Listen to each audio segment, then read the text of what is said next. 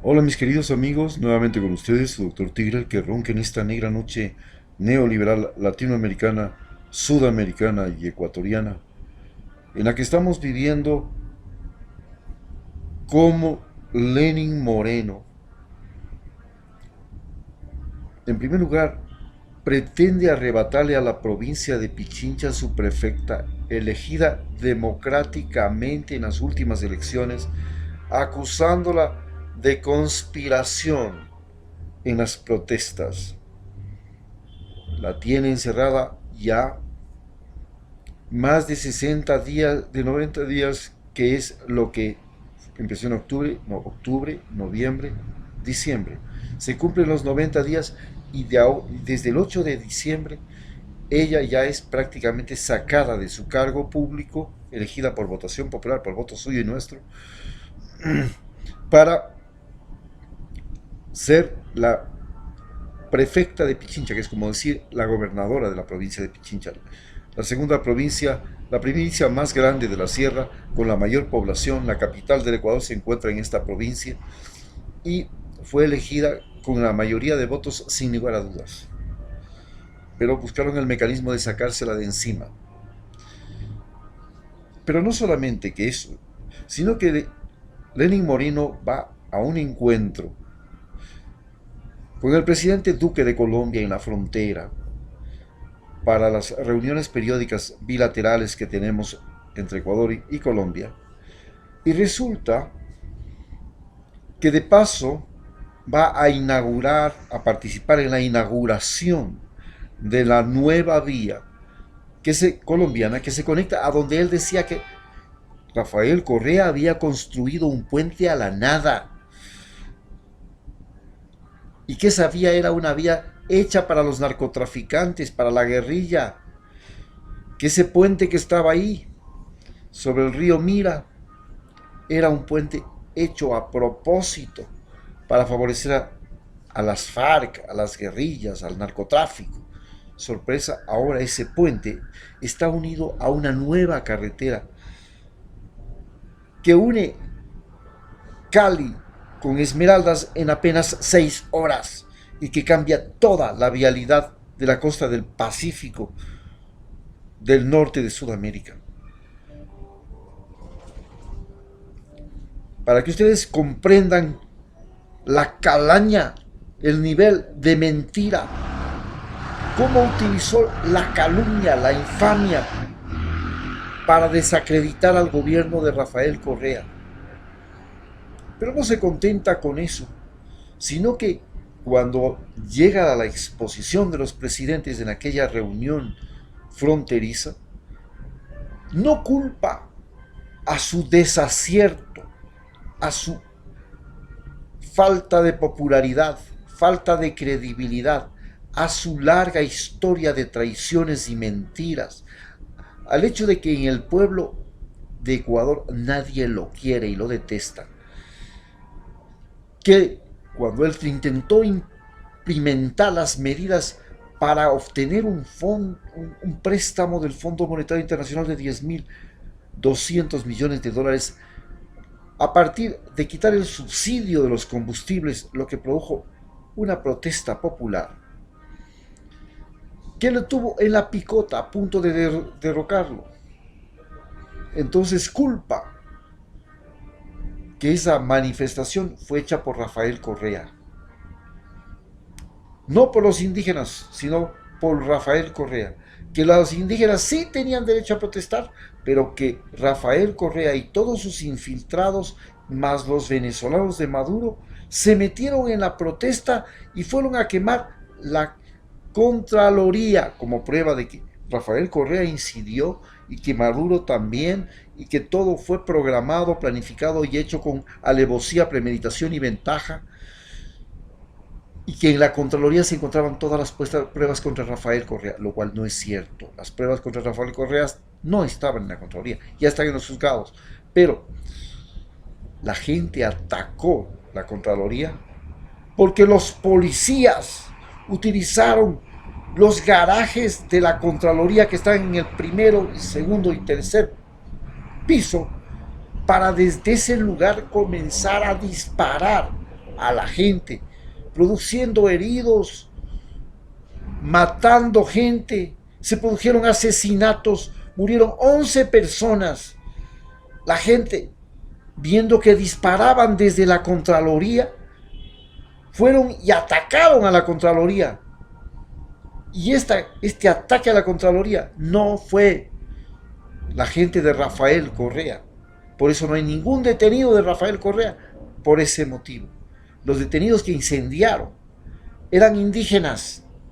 ¿Y por qué incendiaron?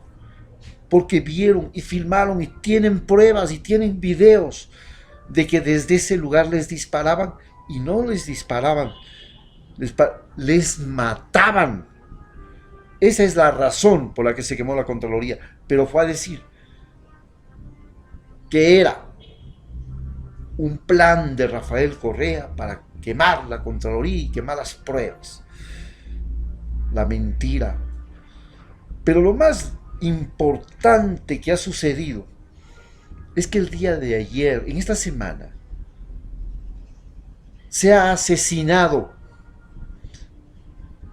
a un hombre clave en la penitenciaría Litoral. En esa reunión que tienen allá en la frontera, Duque se vanagloria de haberle matado al Guacho, el cabecilla de los disidentes de la FARC, que habían atacado al ejército ecuatoriano y después habían secuestrado periodistas, a los cuales también asesinó.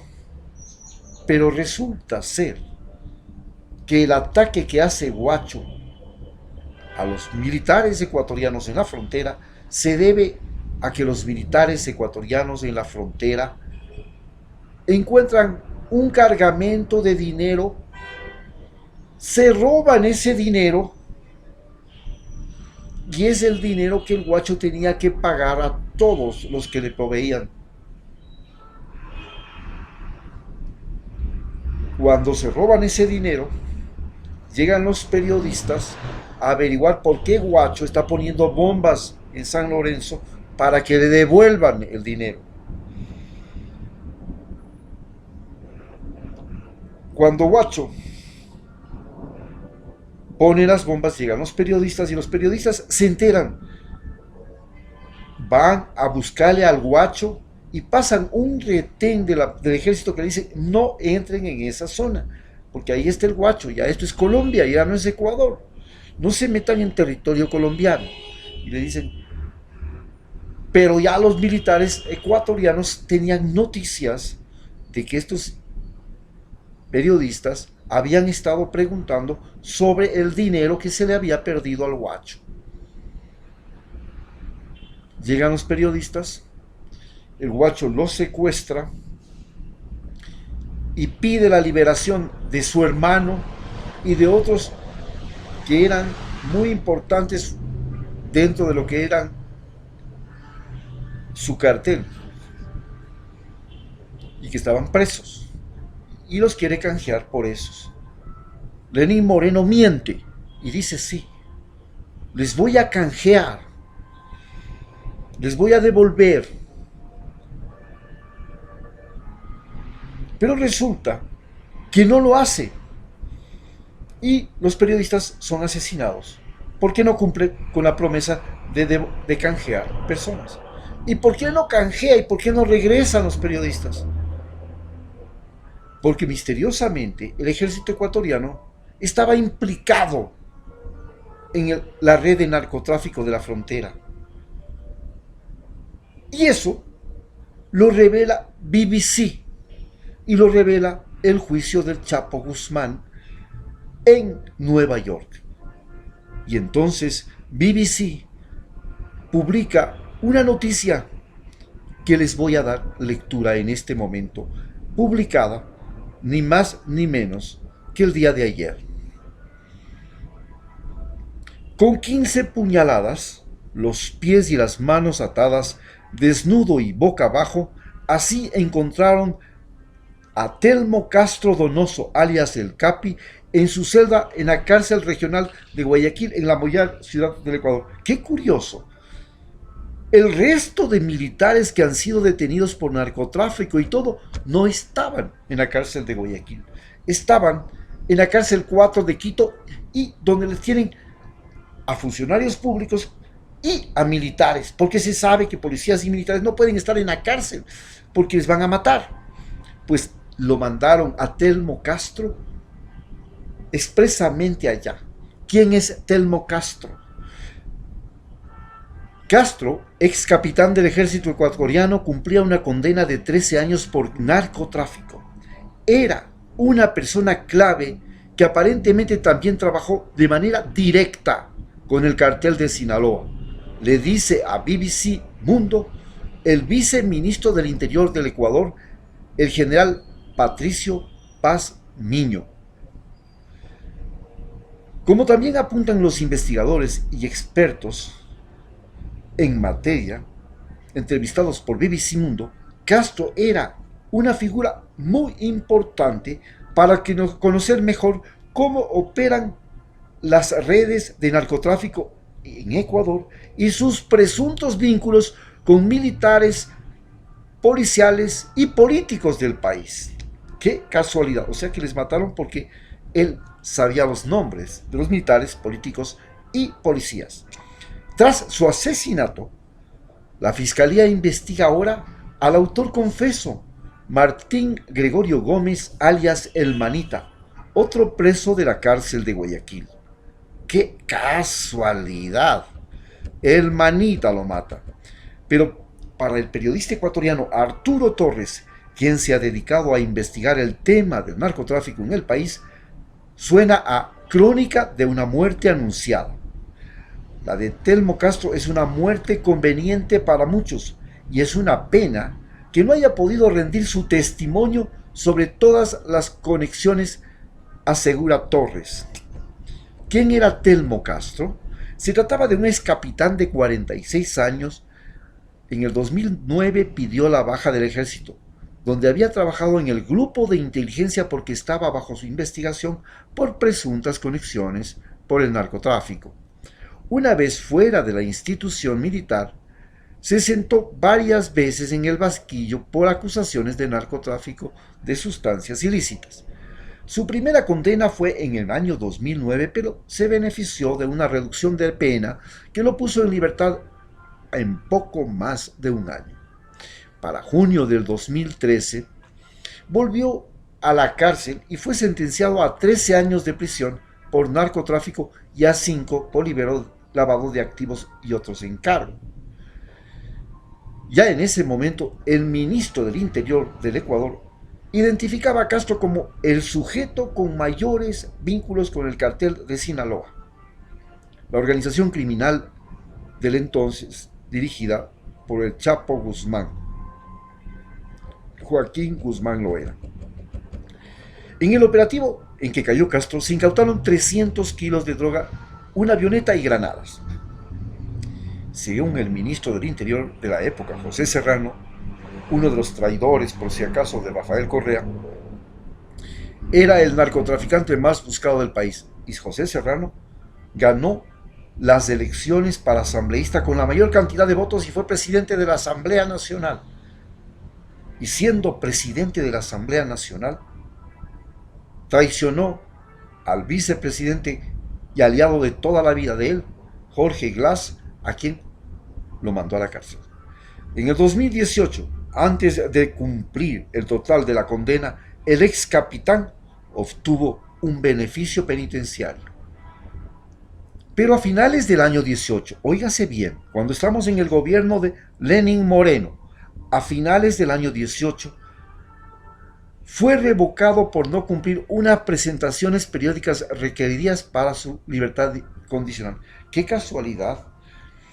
Aparece el guacho, lo vuelven a coger al capitán y entonces, pocos días antes, su nombre ya apareció en el juicio de El Chapo en Nueva York. Uno de los testigos claves, el ex narcotraficante colombiano Jorge Milton Cifuentes Villa, contó cómo el cartel de Sinaloa se extendió por varios países de América Latina. Y aquí viene lo duro, señores. Entre los detalles sobre la manera como la droga era transportada desde Colombia hasta México vía Ecuador, Cifuentes contó cómo sobornó a miembros del ejército ecuatoriano para hacer pasar toneladas de drogas sin ser controlados por las autoridades. Vea usted dónde estaba la cosita. Lo hacían, según él, en camiones militares. No es que pasaban así nomás, no es que se hacían los ciegos, sino que utilizaban los camiones del ejército. Los camiones del ejército no los revisan, señor Cifuentes, en el juicio contra el Chapo, como la razón principal para haber comprado a Castro, entonces capitán. Por supuesto, era capitán. Detrás del capitán habían coroneles y generales. Según Cifuentes, el cartel de Sinaloa le pagó $100 por cada kilo de cocaína que transportaba desde la frontera entre Ecuador y Colombia hasta las bodegas donde se preparaban envíos. Un señalamiento completo que nunca fue probado. Pero aquella no fue la primera y única vez que se vinculaba al narcotráfico internacional con Ecuador. De hecho, varios informes apuntan que en los últimos años el país andino se ha convertido en un país clave para el narcotráfico y la droga. En Ecuador no se producen grandes cantidades de estupefacientes, coinciden los expertos, pero en cambio se hacen dos cosas fundamentales para el negocio del narco: tránsito y almacenamiento. La propia Administración para el Control de Drogas, DEA, por sus siglas en inglés, del Departamento de Justicia de los Estados Unidos señala en su último reporte que las organizaciones criminales transnacionales colombianas continúan utilizando Ecuador, y por supuesto lo meten a Venezuela porque tienen que buscar un pretexto para invadir Venezuela, como puntos de transbordo para envíos de cocaína con destino a México, Centroamérica y el Caribe. Las organizaciones colombianas han cambiado una porción considerable de su tráfico de drogas a países vecinos. Transportan y almacenan grandes cantidades de cocaína en zonas remotas de Venezuela. Eso está por probarse. Y Ecuador. Y hasta se puede realizar un transporte marítimo y aéreo. La misma línea Insect Crime, una fundación que investiga el crimen organizado a nivel mundial, dice en un reciente informe que Ecuador se ha convertido en la autopista de la cocaína hacia Estados Unidos y Europa. Óigame bien, Ecuador, con las bases de Manta y Galápagos, el ejército norteamericano manejando al ejército ecuatoriano en la frontera, con militares que vienen cada 15 días, y sin embargo, ya somos la autopista de la cocaína hacia Estados Unidos y Europa. Más de un tercio de la creciente producción de cocaína en Colombia llega actualmente a Ecuador, según fuentes de antinarcóticos ecuatorianas. La droga sale de los puertos, las costas y los aeropuertos del país y de ahí se envía a todo el mundo con destino a Estados Unidos, Europa e incluso Asia y Oceanía, dice el reporte de Insect Crime. Según los datos recopilados por los periodistas ecuatorianos María Belén Arroyo y Arturo Torres, autores de los libros Rehenes, que aborda el tema del país de cada... Acuerden, este libro, Rehenes, cuenta la historia de los periodistas que fueron secuestrados por Guacho, lo que les estaba hablando. Aborda el tema. Desde el país, cada año salen 500 toneladas de droga. Sin embargo, según las cifras que proporcionó el Ministerio del Interior a la BBC Mundo, en el 2019 se han capturado 64 toneladas, pero se dice que salen 500. En vista de ello, los expertos coinciden que una gran cantidad de esta sustancia ilícita cruza el país sin grandes obstáculos gracias en parte a la infiltración de instituciones como el ejército, la policía, por los narcos. El propio ministro de Jarrín, el ministro que está ahorita, el que mató a los indígenas, el que se fue a la reunión en este momento allá en Colombia que les estaba comentando, se refirió que en octubre de 2018, en una rueda de prensa ofrecida tras un operativo antinarcóticos en la que se detuvo varios militares, y señala: estamos hablando de un caso grave de infiltración de redes en Fuerzas Armadas. Hay grupos irregulares armados que se filtran en la institución, aseguró entonces. BBC Mundo le consultó al viceministro de Interior, Patricio Pazmiño, sobre el nivel de penetración del narco en instituciones militares y policiales, a lo que contestó: somos conscientes de que el crimen organizado utiliza para beneficio la corrupción, la intimidación y la violencia y trata de penetrar. Somos conscientes de que existe la amenaza y hacemos frente a ella. Aunque subrayó, es difícil cuantificar el nivel de infiltración. BBC Mundo solicitó una entrevista con el ministro Jardín, pero hasta la hora en que se hizo esta nota, no se pudo obtener una respuesta. Pero lo más interesante viene ahora. Camaleón. Una larga lista. Arroyo también consiste en la gravedad del asunto. Aunque la infiltración de narco no es comparable a otros países de la región golpeados por el narcotráfico como México, dice la periodista, diversos estamentos están penetrados. Y no estamos hablando solo de militares o policías, sino de políticos, aseguró. Desde el 2018 hasta la fecha hay varios casos que dan cuenta de esa realidad. En octubre del 2018, durante el operativo llamado Camaleón, realizado en 5 provincias de Ecuador, las autoridades allanaron las dependencias del ejército ecuatoriano, entre ellas la comandancia del ejército en Quito. ¿Ustedes pueden creer? La comandancia del ejército en Quito, donde llegan los marinos norteamericanos. Allí encontraron pruebas que se presentarían después en un juicio que terminó con la condena de 7 militares y 6 civiles que operaban con el narcotráfico desde los mismos edificios del Ministerio de Defensa de Quito. Pero apenas un mes antes, en otro operativo antinarcóticos, se encontró 1 tonelada de cocaína almacenada en un hangar en la base de la Fuerza Aérea que tiene en la ciudad de Manta. La base de la Fuerza Aérea que tiene su hangar en Manta es donde llegan los marines norteamericanos. Ahí es precisamente donde están los marinos norteamericanos que vienen a combatir el narcotráfico. ¿Se dan cuenta? 1 tonelada donde están los marinos. Y según el parte de la operación policial, la droga llega acopiada a la base militar para luego ser enviada a México. Otro caso muy sonado, pero esto ya es el colmo.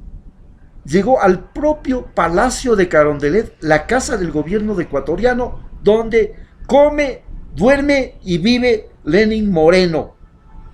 En abril del 2018, el presidente Lenín Moreno anunció que un miembro de su equipo personal de seguridad estaba detenido por asuntos vinculados con el narcotráfico. Se trataba de un oficial activo de la Armada con más de 20 años de servicio. Las investigaciones revelaron que el oficial formaba parte, junto con otras 20 personas, de una organización delincuencial que operaba en la ciudad de Guayaquil, y su función era dar seguridad y traslado a la droga. Son casos que muestran cómo el narco ha logrado penetrar las instituciones en paralelo con el auge de la producción de droga que se ha vivido en la región en estos últimos años. El país cerró los ojos al narcotráfico mientras se infiltraba a todo nivel la institucionalidad, porque Lenín Moreno estaba preocupado por perseguir a Rafael Correa y nada más, y a todos los correístas. Con esa obsesión se despreocupó del narcotráfico. Ahora, el asesinato de Telmo Castro en la cárcel añade sombras a la investigación y la lucha contra este fenómeno en Ecuador. Y este problema no solamente es en Ecuador. Bolsonaro también tuvo que avergonzarse porque su tripulación, la gente que le acompañaba, fue detenida en España con cocaína. Esto es lo que estamos viviendo en Ecuador. Mientras El día de hoy se está hablando de medidas económicas que van a empezar desde el próximo año y se trata de pintar a los ecuatorianos cerecitas allá. La famosa lucha contra el narcotráfico es solamente una justificación para que el ejército norteamericano, la DEA, la CIA, se tomen este país y sostengan al gobierno, porque no existe ninguna otra razón por la que este gobierno se sostenga. Por eso es evidente que en la nueva constitución que tenemos que hacerla, nosotros tenemos que declararnos un país fuera de la guerra al narcotráfico. No seremos aliados de Estados Unidos en la guerra del narcotráfico porque es un pretexto que han tenido para venir a manipular la policía y el ejército ecuatoriano contra los ecuatorianos que protestan, para darle seguridad y estabilidad a Lenín Moreno, y no para combatir el narcotráfico, porque estamos viendo que en los mismos andenes donde están los aviones y los marines norteamericanos se encuentra droga. Muchas gracias.